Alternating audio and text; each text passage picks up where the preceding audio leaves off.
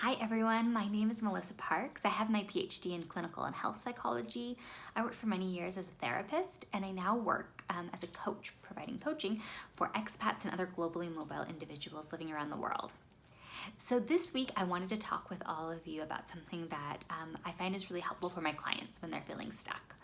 I'm recording this in January 2020, and it's a time of year that we're often talking about New Year's resolutions and goal setting. And if you're not there yet, pretty soon people are going to get to the place where they're kind of throwing in the towel and feeling really frustrated with the changes that they're trying to make.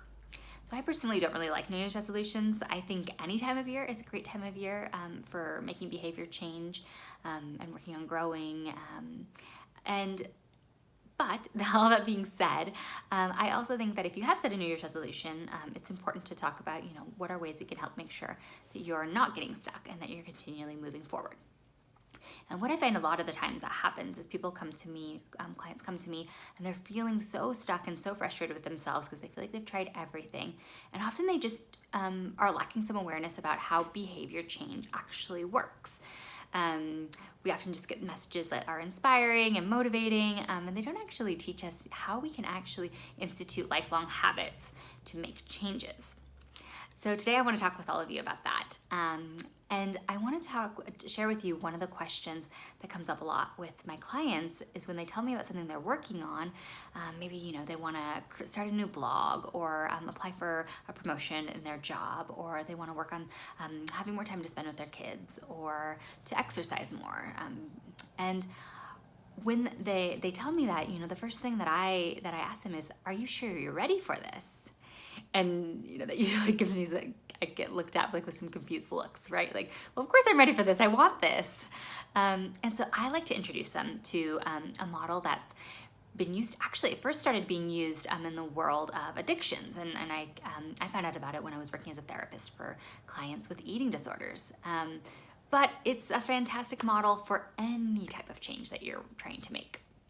And it can really help you to approach behavior change in a really practical, realistic, compassionate, and long-term sort of approach that can really help you to create sustainable behavior change. And the model is called the stages of change. And so I ask clients, I'm going to ask all of you, as I'm listing off these stages, I want you to think about, maybe a New Year's resolution you set for yourself, or a habit you're trying to change, or a goal you're thinking about, or maybe you've started working towards. And I want you to ask yourself, which stage am I at? So the first stage is called pre-contemplation. So that's the stage where, you might not even think that you need to make a change, but it might be that other people are saying something to you. It might be something, let's say it's something like that you want to increase your physical activity.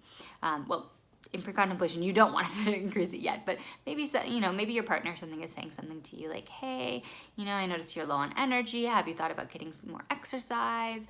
Or I remember that you really used to like going to the gym, or you really used to like going on walks after work. Have you thought about doing that again?" So you're not really there yet. Maybe you're a bit in denial about it. You're not recognizing that it's important. So that might be one stage. That could be a stage that you're at. The next stage that comes after that is contemplation. So that's the second stage. And I just want to emphasize to you, you can go back and forth between these stages. So it's a big piece of this model. Contemplation is the stage where you're starting to think, okay, I'm starting to notice, that I need to make some changes. This isn't working for me. So if we continue with that same example, that it could be something like you start noticing you're not sleeping well at night, for instance, because you're not getting very much activity. You're coming home from work and you're sitting down and watching TV after work, something like that. Or you notice your mood has been kind of low, and you think, that's true. Back when I used to go on walks after work, I noticed that I felt better. I noticed that my mood was a bit better. I could manage the stress of my day-to-day life a bit better. So that's that second stage. The next one is preparation. Preparation is when you actually start thinking about, how could I actually make some changes?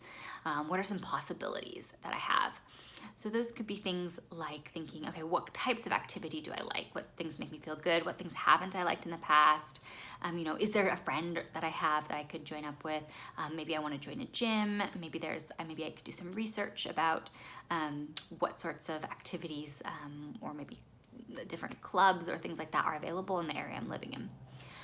The next stage is action. Action is when you're actually starting to implement some of these things. So you've signed up for a gym, you've created a goal, and you're executing it of going for a walk every day after work, or going for a run in the mornings. Whatever it is, whatever that looks specifically like to you, you're actually following through. So I tell my clients, you're already in action in some sense because you are starting to work with me. You've taken the steps to reach out to a coach.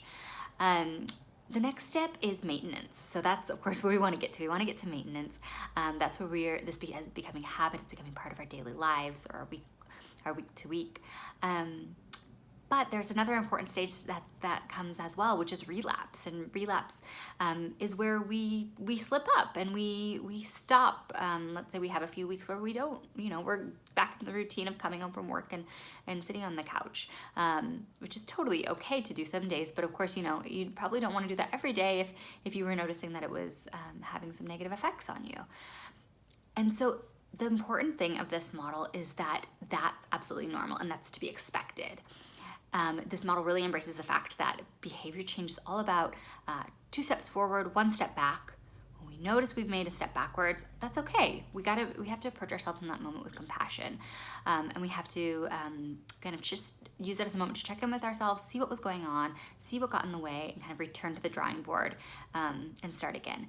And that's a really hard thing to do. I mean, most of us, when we have those kind of slip ups and we fall off the wagon, or however we want to refer to it as, we tend to be really hard on ourselves, which just does not put us in a place to make behavior changes.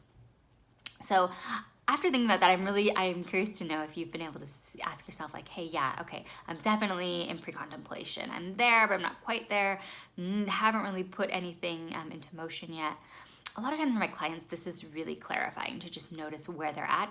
And it's a way, again, to really just be gentle with yourself when it comes to behavior change. And it works really well if you actually want to make long-term changes and not just, commit to a goal for yourself for the next 2 months and then not follow through. So I think this is a great question to ask yourself. There are also a few different things that can help you to, like, if you notice you're in one stage, like I said, you might go backwards, and you can always help yourself to move forwards. A huge piece is asking yourself questions like, what's my why? Like, am I actually doing this goal? Am I setting it for me? Like, how does this connect to my values? How does this connect to the life that I want to live and what's important to me? Because a lot of times we set goals that don't have so much to do with us. It has to do with what other people want for us. And that's pretty much destined to fail. So a big part of the work I do with my clients too is, helping them to connect with, how does this really connect to me? Why is this important to me? And so I would just really encourage you to think about this model as you're thinking about either your New Year's resolution or a behavior change that you're working on making. And I'm going to keep providing you with some tools this month to help you with some of those setbacks that you might come across. Things like procrastination, noticing that you are kind of connecting more with the shoulds and less with like what's deeply important to you.